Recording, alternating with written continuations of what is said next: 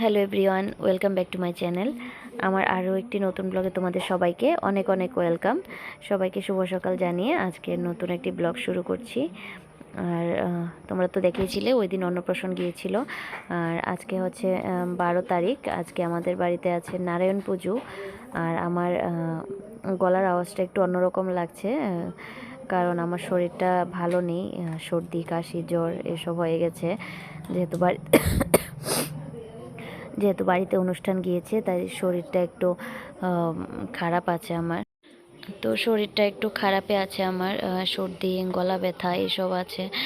আর এরকম কোনো কাজও করিনি অনুষ্ঠানে, কিন্তু তারপরও এরকম হয়ে গেছে, বুঝতে পারছি না, হয়তো বৃষ্টি রৌদ্র তার জন্য আর কি। আচ্ছা, যাই হোক, তো তোমরা আজকের ব্লগটা পুরো দেখতে থাকো। আর পুরো পুজোটা যদি পারি, যতটুকু পারি আমি দেখানোর চেষ্টা করব। অনেক দিন ধরেই নারায়ণ পুজো করাবো ভাবছিলাম ঘরে, আর এটা একটু দরকার ছিল করানো, তার জন্য আজকে ঠিক করলাম আজকেই করানো হবে। তো দেখতে থাকো, তোমাদের সাথে পুজোটা শেয়ার করব। আশা করছি তোমাদের সবার ভালো লাগবে।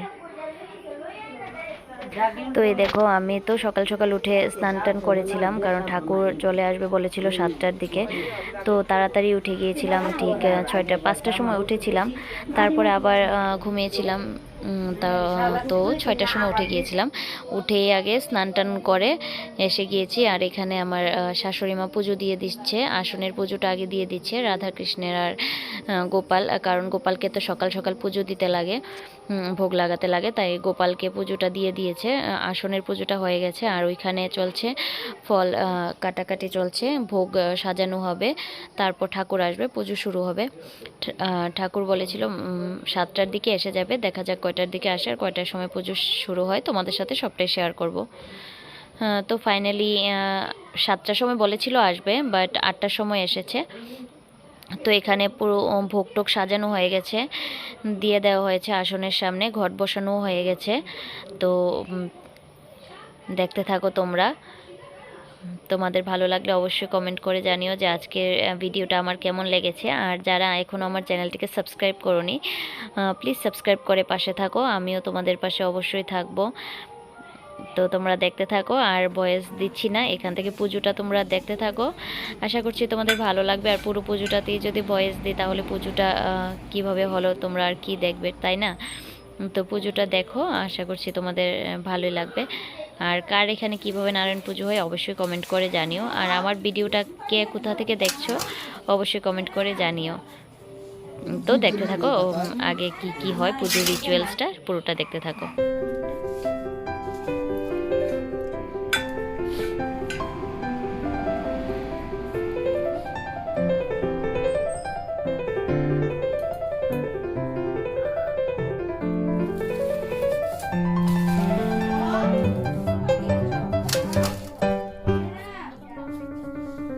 कितने बेल पता है?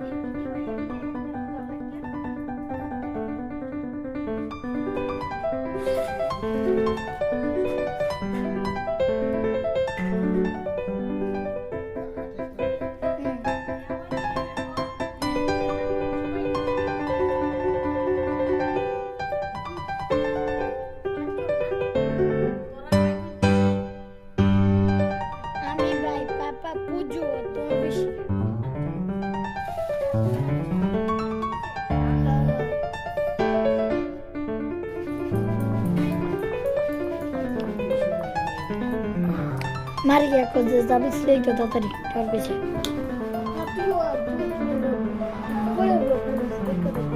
যা তুই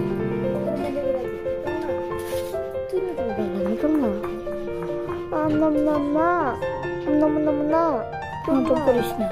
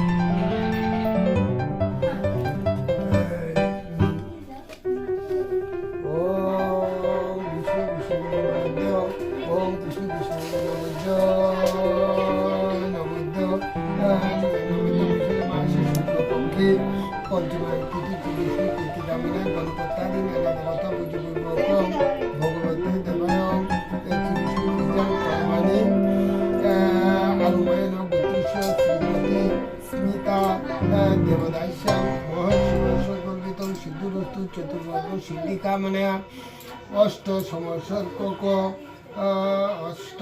সমসর্ক গন্ধ তিরুতিরিশপত্র।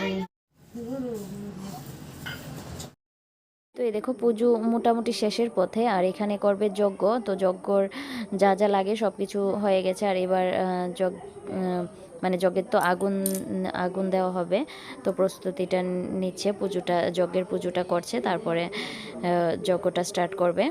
তো এখানে আর বেশি কিছু আমি বলছি না, তোমরা পুজোটা দেখো, যজ্ঞটা কি করে সেটা তোমরা দেখো, আমি এখানে আর ভয়েস দিচ্ছি না।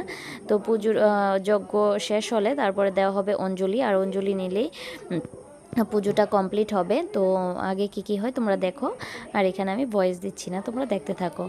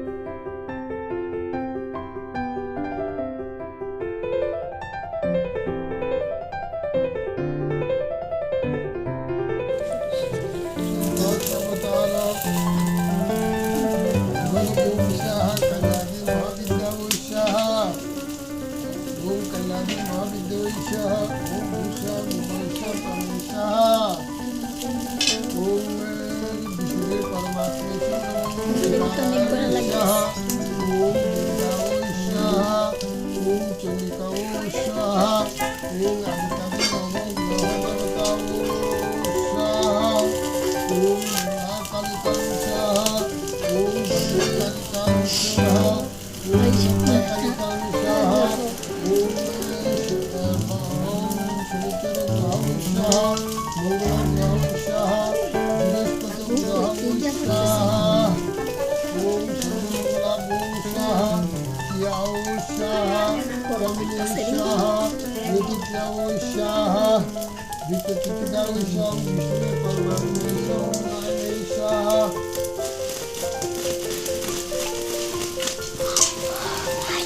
তো ভালো সুন্দর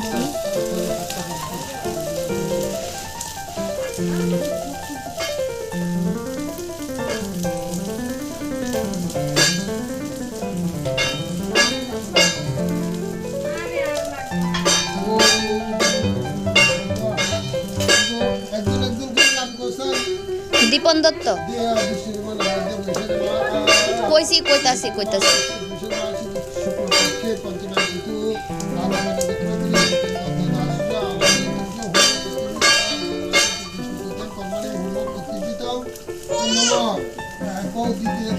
মাহিদাস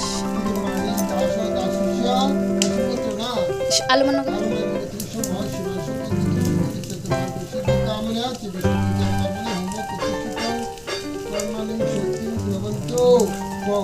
মাহির দাস কাশ্যপগোত্র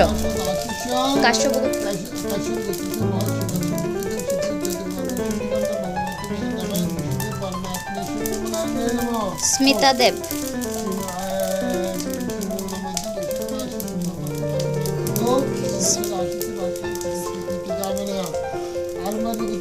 হ্যাঁ দেব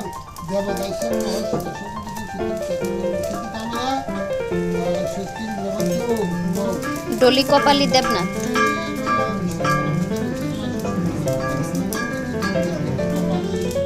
দেব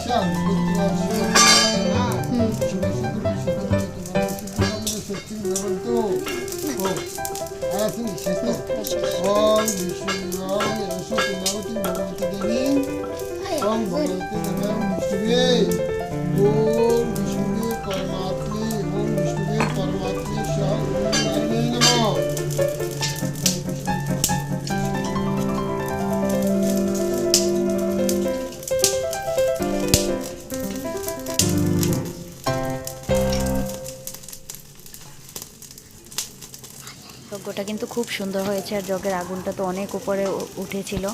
আমি সামনেই বসেছিলাম তখনে ভিডিও করছিলাম। খুব সুন্দর হয়েছে পুজোটা। তো তোমাদের কেমন লেগেছে আমাদের ঘরের পুজোটা অবশ্যই জানিও। আর আজকে এতটুকুই, ভিডিওটা এখানেই শেষ করব। পরে আর কিছু ক্লিপ নিতে পারিনি, কারণ যেহেতু পুজো হয়েছে আর আমার শরীরটাই ওই দিন এতটা খারাপ ছিল যে পুজোর পরে আমি আর প্রচণ্ড জ্বর উঠে গিয়েছিল আর ভিডিও করিনি।